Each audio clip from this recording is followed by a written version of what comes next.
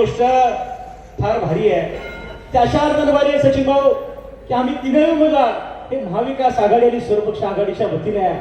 पण समोरच्या बाजूला बघितलं तर महायुतीचा एक उमेदवार, महायुतीमध्ये तीन उमेदवार त्या ठिकाणी. महाविकास आघाडीची मतं जशी लोकसभेपासून एकसंध राहणार आहे तशी विधानसभेला एकसंध राहिली, परंतु या निवडणुकीमध्ये महायुतीमध्ये राष्ट्रवादीचा वेगळा उमेदवार, शिवसेना पक्षाचा वेगळा उमेदवार, भारतीय जनता पार्टीचा वेगळा उमेदवार. त्यामुळे खऱ्या अर्थानं लोक वैचारिक असतात. गावगावमध्ये जेव्हा फिरतात तेव्हा लोक सांगतात की तुम्ही घेत असलेली भूमिका महाराष्ट्राचं राजकारण सर्वसामान्य माणसाला मित्रांनो त्या ठिकाणी कळत आहे. लोकांची भावना आहे. काय भावना आहे? आज लोकसभेला जी भूमिका घेतली, कदाचित विधानसभेचा निकाल महाराष्ट्रातला वेगळा असेल, पण जनभावना ही वेगळी आहे. आजही जनतेच्या मनामध्ये उद्धव ठाकरेच मुख्यमंत्री होते, उद्धव ठाकरेच कसे कर्तृत्ववान मुख्यमंत्री होते, आजही लोक त्या ठिकाणी फिरताना आठवण त्या ठिकाणी काढतात. जनसामान्यांची भावना की महाविकास आघाडीच्या बरोबर त्या ठिकाणी आहे. आज आम्ही ग्राउंडवरती आमची सगळ्या कार्यकर्त्यांची टीम मोठी काम करते आहे. लोकांचा प्रचंड मोठा प्रतिसाद या मतदारसंघामध्ये आहे आणि आमचं तिघांचं ब्रॅकेट अतिशय चांगलं आहे आणि मला खात्री आहे, विश्वास आहे की मोठ्या मताची आम्ही तिघही त्या ठिकाणी विजयी होऊ आणि या तालुक्यातला पहिला झेंडा या पिंपळगावमधल्या जिल्हा परिषद मतदारसंघामध्ये तीनही उमेदवारांच्या वतीनं त्या ठिकाणी राहणार आहे. आमची भावना तुम्हाला एवढीच आहे की उद्याच्या काळामध्ये निश्चितपणे जनभावना आहे. लोकांच्या आमच्याकडनं अपेक्षा आहेत, विकासाची कामं, विकासाची प्रक्रिया. आज महिलांचं आम्ही संघटन त्या ठिकाणी करतोय, महिलांचं सक्षमीकरण करतोय. या मतदारसंघातल्या जिल्हा परिषद शाळा आम्हाला त्या ठिकाणी बदलून टाकायचा आहे. जिल्हा परिषद शाळांचा चेहरामोहरा बदलायचा आहे. अशी असंख्य विकास कामं आहेत, अशा असंख्य गोष्टी आहेत. आपल्या तालुक्याच्या आमदार आणि आम्हाला एकत्रितपणानं हा सगळा विकासाची प्रक्रिया त्या ठिकाणी करायची. दुसऱ्यांनी लोकांना सचिन भाऊ साथ काय घालतोय? अरे बाबा, तालुक्याचा पंचायत समिती सदस्य, जिल्हा परिषद सदस्य, तालुक्याचा आमदार आणि लोकसभेचा खासदार जर एका विचाराच्या असतील तर विकासाच्या प्रक्रियेमध्ये आम्ही कुठे कमी पडणार नाही. आज इंडस्ट्रीच्या माध्यमातून, सीएसआर फंडाच्या माध्यमातून सचिन भाऊ काही गावांना आम्ही घंटागाडी दिली, काही ठिकाणी अँब्युलन्स त्या ठिकाणी दिली आणि उद्याच्या काळामध्ये आरोग्याच्या प्रश्नावरती देखील आम्हाला बारकाईने त्या ठिकाणी काम करायचं आहे.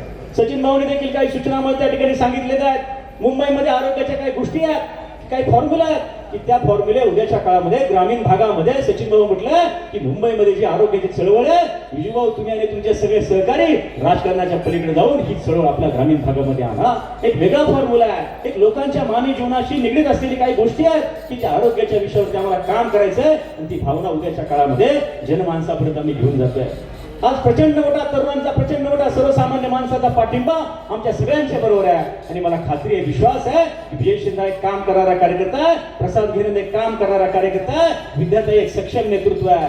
शेवटी उद्याची लढाई प्रशासन असू द्या, शासन असू द्या, कुणाच्याही विरोधामध्ये लढत असताना तुमचं नेतृत्व जर प्रगल्भ असेल, कणखर असेल, प्रशासनाची जाण असेल तर जनता तुमच्यावर राहील, लोकांचे प्रश्न तुम्हाला सोडवता येतील आणि त्या भावनेनं आज तिघही आम्ही आज तुमच्या सगळ्यांच्या समोर येतोय. आणि अधिक वेळ घेणार नाही कारण आमदार साहेब सचिन भाऊ दोन प्रमुख मान्यवर आपल्याला त्या ठिकाणी मार्गदर्शन करणार.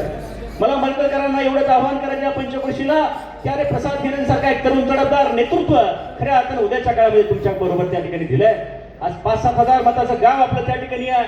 मला मार्गदर्शनाच्या साक्षीने मलकरकरांना एवढंच आव्हान करायचं की भरभक्कमपणाने एक तरुण सहकारी, एक रस्त्यावर लढणारी लढाई लढणारा कार्यकर्ता आज तुमच्या सगळ्यांच्या जीवावरती या निवडणुकीमध्ये उभा आहे आणि आम्ही सगळी मंडळी तुमच्या सगळ्यांच्या आशीर्वादावरती उभा आहे. भरभक्कमपणाने मलकरकरांचा पाठिंबा खऱ्या अर्थानं आमच्या सगळ्यांच्या बरोबर त्या ठिकाणी राहू द्यावा एवढीच मारुतीराच्या साक्षीने विनंती करतो. सचिन भाऊ तुमचं, आमदार साहेब तुमचं, पक्षाच्या सर्व मंडळींचं या मतदारसंघामध्ये मनापासून त्या ठिकाणी स्वागत करतो आणि मला खात्री आहे तुम्हाला सचिन भाऊ एवढा शब्द देतो की बघा तुम्हाला अजून 5-7 सभा त्या ठिकाणी घ्यायच्या, सुरुवात तुमची मरकाच्या दौऱ्याने केलेली आहे. खेड तालुक्यामध्ये ज्या निवडणुकीमध्ये इतिहास घडणार ती काळ्या दगडावरची ग्रह तुम्ही बघा.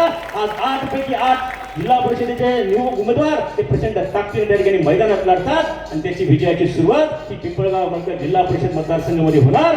एवढंच मारुतीराच्या साक्षीने तुम्हाला सांगतो. धन्यवाद. जय हिंद, जय महाराष्ट्र.